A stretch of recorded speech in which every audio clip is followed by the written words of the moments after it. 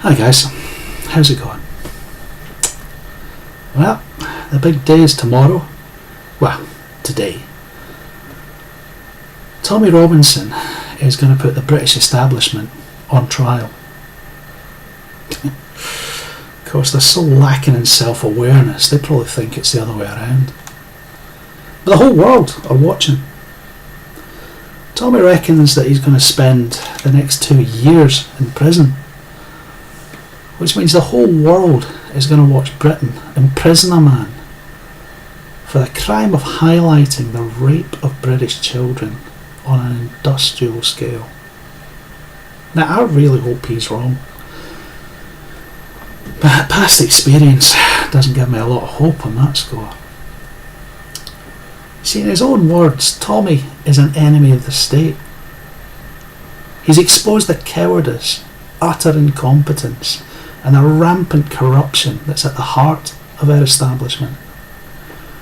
He's revealed the willingness of our leaders and our criminal justice system to sacrifice tens of thousands, maybe even hundreds of thousands, of working class children to horrific abuse at the hands of foreign barbarians. Men that are worse than animals have been protected by those that we trusted to look after our most precious and most vulnerable subjects.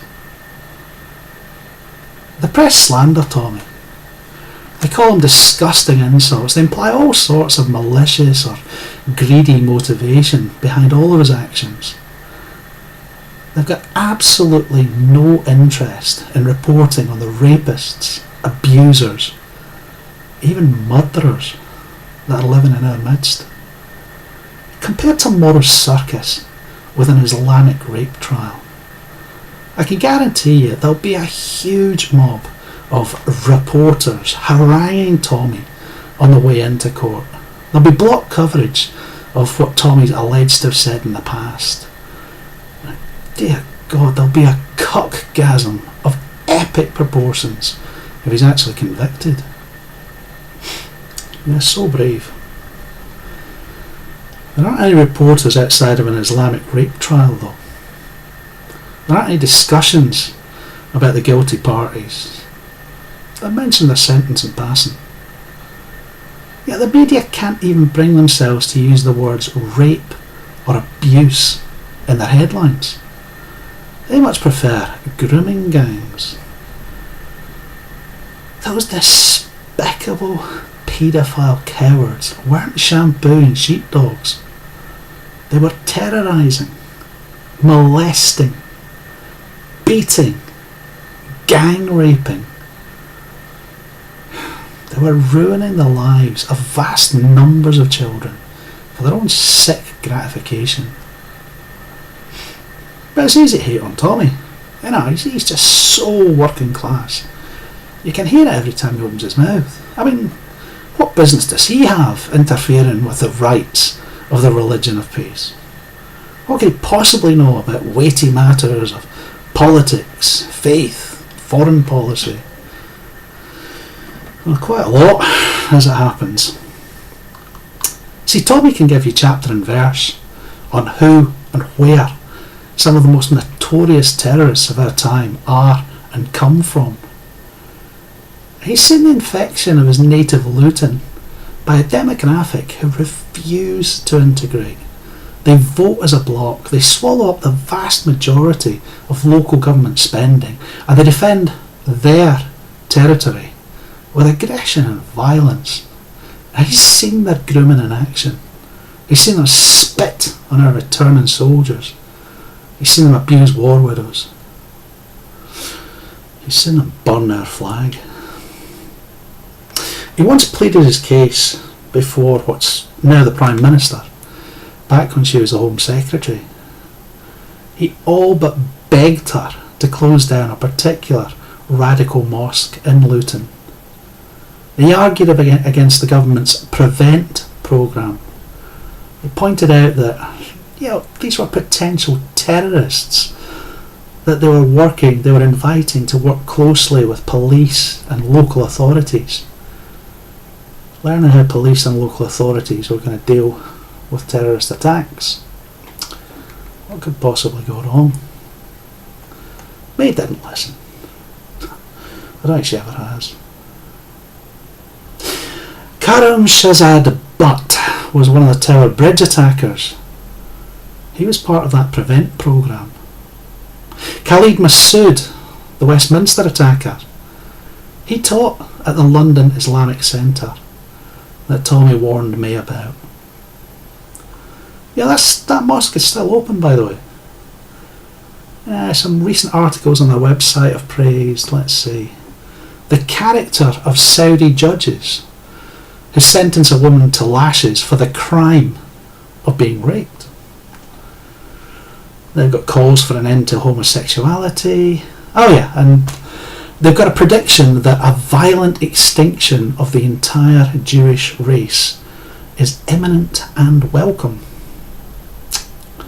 Kinda makes you wonder whether London's hate crime units are deliberately avoiding certain websites. There's a ton of material that the press could use. They don't have to wait for the police.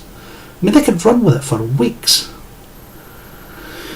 But they're much happier just repeating the same dull old accusations about Tommy. I don't know how they sleep at night. They always introduced Tommy as Tommy Robinson, real name Stephen Yaxley Lennon, founder of the EDL. How weird is that? Can you imagine them doing it to other people? I don't know. Sir Cliff Richard, real name Harry Roger Webb, founder of the Shadows. Or maybe Sir Ben Kingsley, real name Krishna Pandit Banja, founder of the Ben Kingsley Theatre. Doesn't it sound a bit odd? I mean, it's like he's some kind of Irish Gaelic king. They've got to use his full title every single time. It's not a badge of honour. I mean, what they're doing is, it's a dox and a dog whistle all in one. Luton's not a big town, so it's fairly easy to find out where the Yaxley Lennons live. The world is absolutely packed with violent nutjobs, and if one of them ever decides to do anything to Tommy's wife and kids, the press will have given them a huge clue about where to find them. As for the EDL, I mean, they've been slandering them for so long. That organisation is practically synonymous with Nazi in Britain. Point out that Tommy used to be one of them. It's just, he's so lazy. It's just guilt by association. They're great at that. They're great at telling us that Tommy is an ist, that he's guilty of all these isms, and he's a convicted criminal to boot. They're not quite so good at justifying why he's an ist or an ism, and they never ever explain the circumstances of why or how he was arrested. I mean, Stitched Up doesn't even come close. The wiki page on him is good for a laugh, if you've got a few minutes to spare. A better bit though is reading. Well, you could read his bio, or you could read or listen to people that have had dealings with him. Quillam are worth a read, worth a go at. They're a moderate Muslim organisation, a think tank.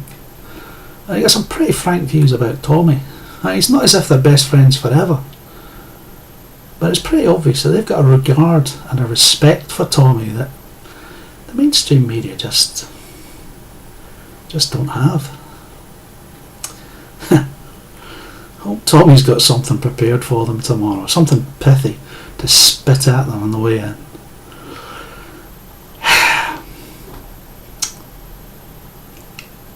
God bless you, Tommy. He's wishing you the best of British in that courtroom. You give him hell, son. Sasana Bragh. Layers.